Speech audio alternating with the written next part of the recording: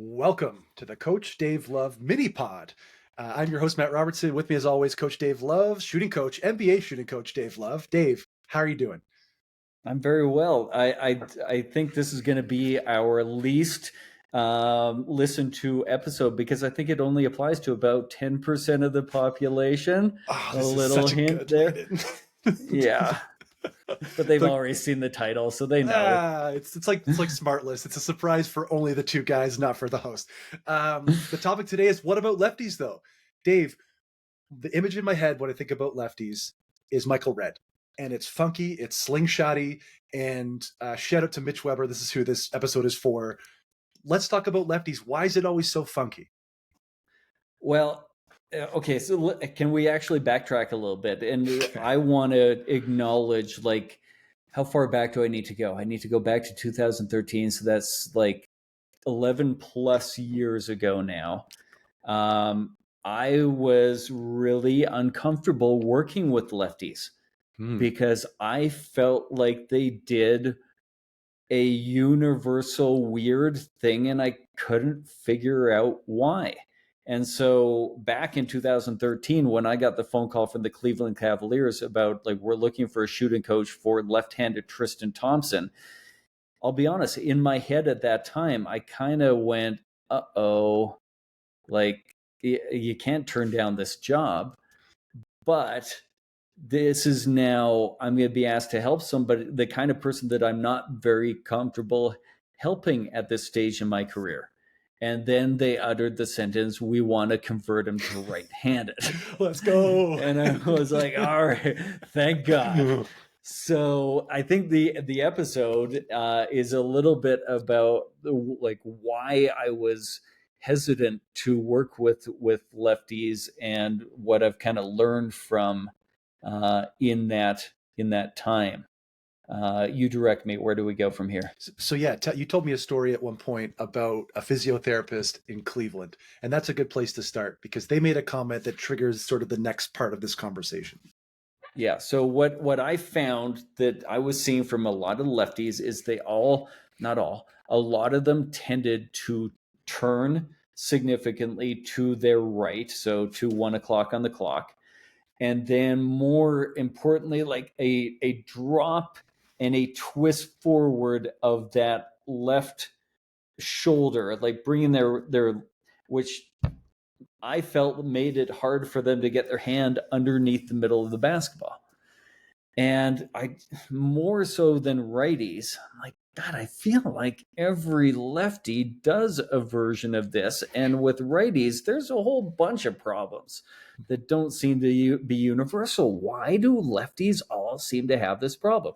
So I started asking everybody that I could think to ask, like physiotherapists and strength and conditioning coaches and um, occupational therapists and like everybody. Like, why do lefties all seem to do this thing? And mostly the answer I got back was, I don't know what you're talking about. But then somebody, this guy in Cleveland, I wish I could remember his name. He said, "Oh, yeah, it's because I grew up in a right-handed world."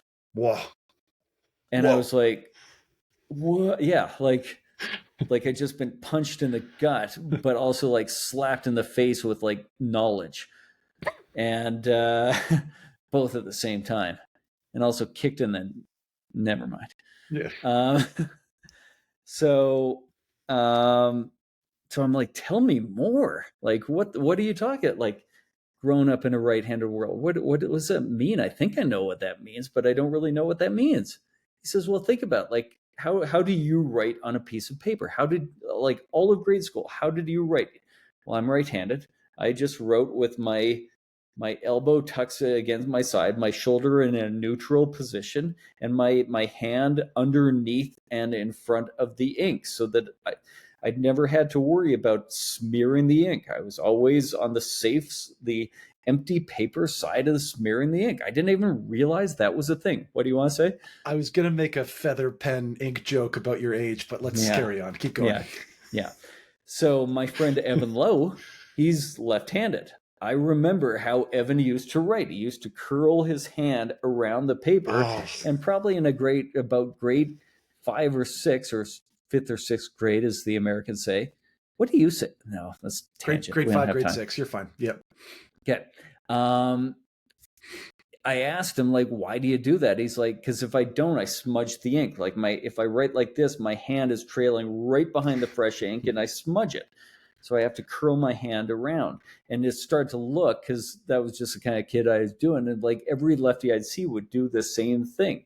They all learned the same solution of bring your shoulder forward, curl your arm around, and then the physiotherapist in Cleveland started listing all sorts of other things, and I wish I could remember all the ones that he'd listed, but the ones I do remember are like can openers, scissors, opening the refrigerator door, like these things that we just do, once or twice a day, like us, like we're just microdosing ourselves to death. But lefties have to compensate in every one of those, and usually with the same sort of compensation.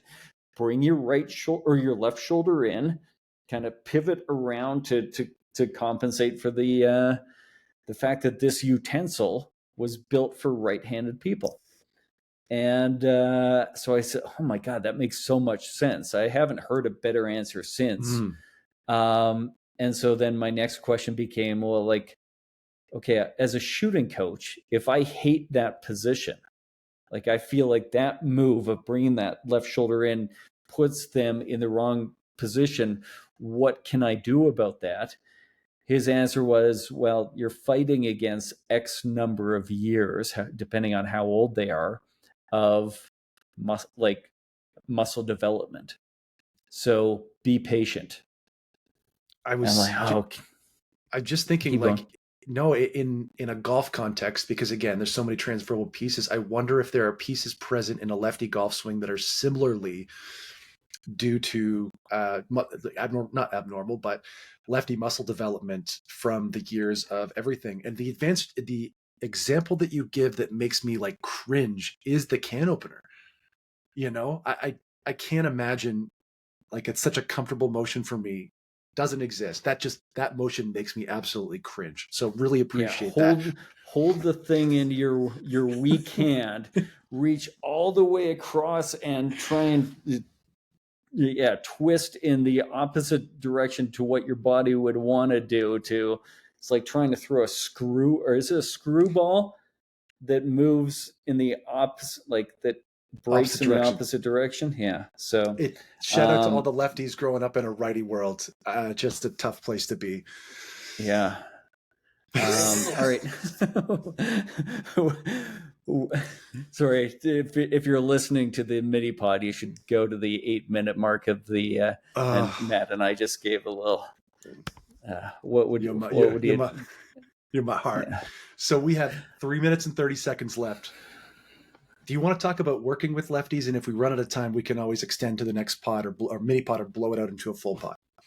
Yeah. So the first thing that I try and do is put them in a position to like just feel the difference between a neutral body posture and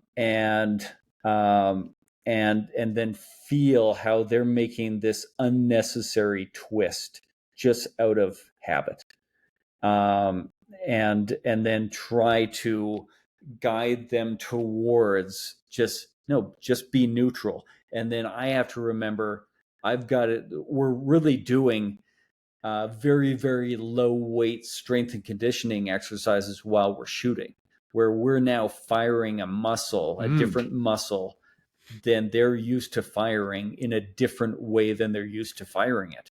And I can't expect that muscle to just turn on and be full strength compared to all the other muscles they've been firing for 22 years. I've got to be patient about, we have to now develop this muscle, and that takes time. When you refer to a neutral body position, are you talking about square to the hoop or just shoulders back, relaxed? Both. I think I'm reasonably flexible in the turn of the feet with most players anyways. But with lefties, especially early on, I'll be even more flexible about, in a vacuum, I would teach feet at the target. This is not a vacuum. This is a real person with real habits. And so meeting them sort of halfway, or at least a third of the way, and saying, like, I'll let you have a little, not let, that implies I have control. I won't dissuade you away from a little turn. And then with lefties, I'll allow, quote unquote, a little bit more.